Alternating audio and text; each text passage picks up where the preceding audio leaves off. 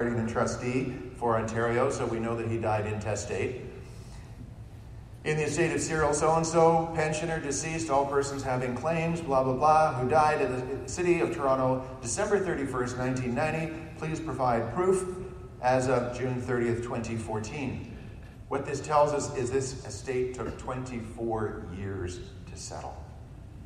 How much money do you think his kids got? 0, because the average age was already dead by then. Remember, he was a pensioner in 1990. Can you imagine a situation worse than this? Keep reading, because it gets worse. Anyone having knowledge of a will dated later than January 31st, 1990, please let us know. Cyril had updated his will 11 months before he died, and yet 24 years to settle the estate. These are real-life situations out there in our practices and in our communities. And I think we have a responsibility to try to protect these folks. I'll give you one more, Franz and Ola. Franz is a widower, retired business owner, age 79. Ola is a single caregiver with no means to ever retire, age 62. Ola tells Franz she loves him and wants to care for him. She'll make sure he never has to move into a nursing home. It's sweet music to his ears. She wants to be married. She wants to do things the right way, but she doesn't want his money. In fact, she doesn't even want him to change his will. She wants nothing. Flattered and amazed, he agrees, and they marry at City Hall. What could be sweeter? Franz dies. Ola inherits 1/3 of his $6 million estate and retires. What just happened? Well, what's amazing is in most jurisdictions in Canada, marriage negates previous wills. It's not the case in Quebec, and it's no longer the case in Alberta since 2012 and BC since 2014, but neither of those provinces' legislation was retroactive. So if this marriage had happened in White Rock, BC in 2013, Franz still would have died intestate. And as a result, the Succession Act tricks in, and at this point, she is going to get the first $200,000. The principal amount will vary based on the jurisdiction, and because he had more than one child, she'll get 1/3 of the balance. What's interesting in this situation is that this wasn't a surprise, of course. And this has become such a growing epidemic in this country that it now has a title. And the title is predatory marriage. Ola knew exactly what she was doing. Are we not in the business of protecting Canadians? Last time I checked, that was our job. We protect their retirement, we protect their families, we protect their businesses. How are we not protecting the Mavises, Cyrils, and Franzes? We're not engaged, and I think we need to be. We need to position the conversation. Let's turn estate planning on its head. Frankly, the term has not been doing us a whole lot of favors in the last number of years. We need to change the conversation completely. We need to consider how the average Canadian thinks. For example, I walk into a hospital, a woman walks up to me, and she says, "I'm an RN, can I help you?" I'm an average Canadian. I go, "RN, registered nurse, nurses help sick people, I'm sick, yes you can." Right? So what are we doing right now to be recognizable to executors? The designations that we hold today are not communicating to executors that we're the ones who can help them. And that's why we made the CEA a designation program, because they need to know who we are. They need to suss us out from 17 different professions across Canada. We need to be identifiable to them. And once we are, we need to be the connecting force in disconnected conversations. I see the pain in so many situations where people say, "I love what you're saying, but in my situation it's never going to work." And they raise the issues about business succession, about stubborn parents, about family culture. We don't talk about that stuff in my family, and so forth. And they feel as if we're never going to be able to move that conversation forward. But we can. I know I can. I don't care what objection. I don't care how intense somebody feels about anything. I know I can be the connecting force in disconnected conversations. And I know you can be as well. It's simply a matter of understanding what they need to know and knowing who can provide it. And that is how we move forward and get things done. It's so essential that we listen and that we hear. For example, it's kind of interesting if you look at the word listen and just rearrange the letters. Isn't that neat? When you ask a question, we do this so often. There's a silence and we think it's uncomfortable. So what do? We keep asking the question. We keep talking and talking and talking. And before we know it, that question is in the distant past. We asked it because it was an uncomfortable question, which means it was probably a really good question. And if we could just be quiet, that uncomfortable silence will be just as uncomfortable for the person we're asking. And that forces them to come out and give us something. Maybe not the best answer, but an answer. And that moves us forward into the next question. And it's not new. The reason we have two ears and one mouth, we've heard this all before, but I would point out that it's a few thousand years old. So who wants to talk about estate planning? We've been doing it our whole careers, right? On the client side, what do they think of when we say we want to talk about estate planning? Well, they think about a stuffy, expensive-looking office with lots of books. They think about the last will and testament. They think about the unavoidability of death and taxes. They think about the morbidity of a funeral, everybody wearing black. They think about CRA and their inescapable clutches. They think about probate courts. And finally, they contemplate the doom and gloom of it all. That's the images that estate planning conjures, isn't it? So who wants to talk about estate planning? Nobody.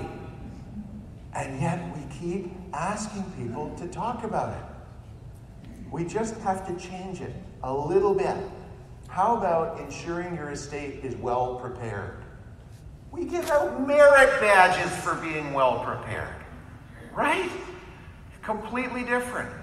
A lady should always be prepared. Preparation is the key to success. A gentleman is always prepared. Always be prepared and never be caught unprepared. Why is that so bad?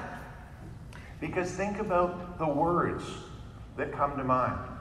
And think about the fact that these subtle linguistic changes alter everything. So the motivation comes from the words of not being prepared. Irresponsible. Which of your clients wants to be irresponsible? Careless. Negligent. And worst of all, foolish. Nobody wants to be these things. It is very motivational. And the result is that they know, I need to fix this. Not want, not you need, not I want, it's I need to fix this. I was talking to my father-in-law. He was 87 years old at the time. The most meticulous estate preparation I had ever seen in my life. He had handwritten notes.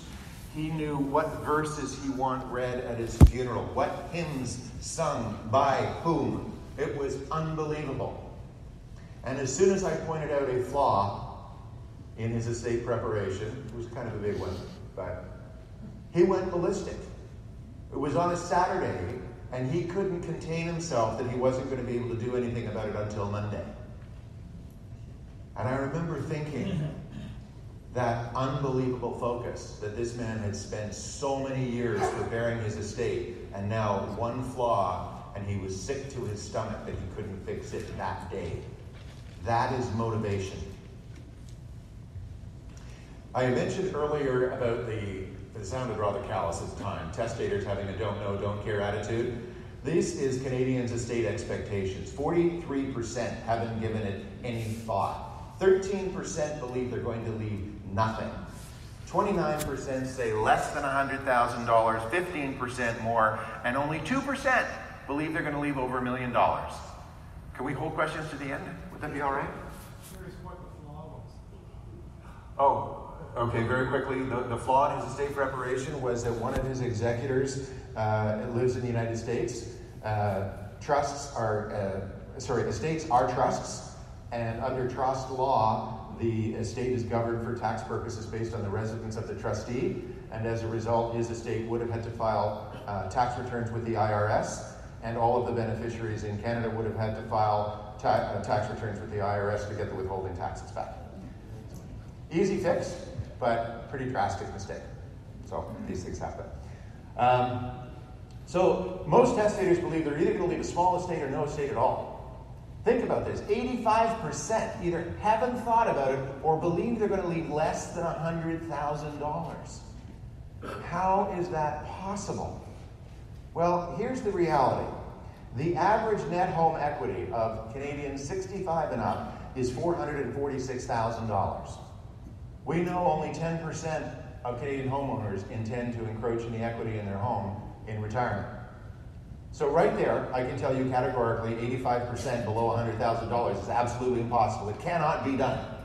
And that's assuming that they own nothing else. But they do. They own other properties, business, investments, all kinds of stuff. In fact, the 65 plus cohort owns more stuff than any other demographic in this country. It's absolutely impossible.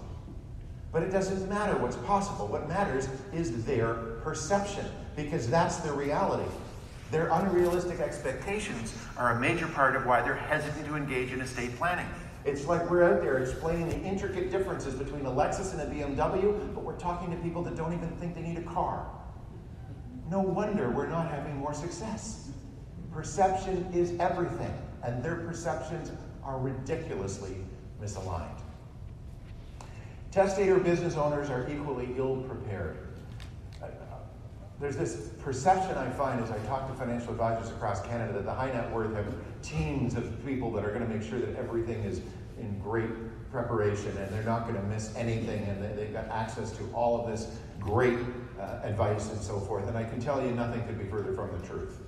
They have the same numbers that average Canadians do. They have the same situations. And I want to show you this using two questions put forth by the Canadian Federation of Independent Business survey. But what we did, it's how we present the answers that I think you'll find really interesting. So the first question was, when will your business transfer? 77% said within 10 years. Sorry, we have a different PowerPoint version, so our graphics are a little muddled, I apologize. Beyond 10 years is 17%, and don't know is the worst, is 6%. And that's the worst possible answer you can have to a question like that. The next question they posed was, what form of succession plan is in place? 9% had a formal plan, 40% informal, and 51% had no plan at all. And I'll tell you, you have to be very cynical about the informal plan, because that is so vague. I pushed one business owner and I said, tell me exactly what that means, please. He finally relented. He said, okay, Mark, it means I've thought about it. Vague term. But what's interesting is the way we plotted these, because now, let's have a look at this. We have 26% that have a well-planned succession plan because they're either leaving within 10 years and they have a formal succession plan, or they're not leaving within 10 years. Then we have 40% that are inadequately planned because they're leaving within 10 years and it's only informal. And then we have 34% that are poorly planned because they're either leaving within 10 years or they don't know and they have no plan at all.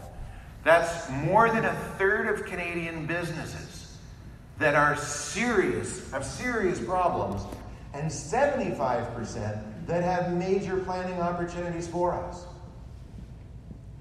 Simply understanding some basic things like this can open up reams of conversations. And who's the person who can help? When Dad says, well, you know, the kids never got along before, they're going to have to now. They're all going to be equal shareholders. Can we honestly say, I'm sorry, sir, but that's what we call stupid in my business? No, we can't say that. But the executor can say, Dad, are you nuts? There is a reason we don't sit at the same table. This is never going to work. And if you're not going to get serious about having a business succession strategy, then pick somebody else to be your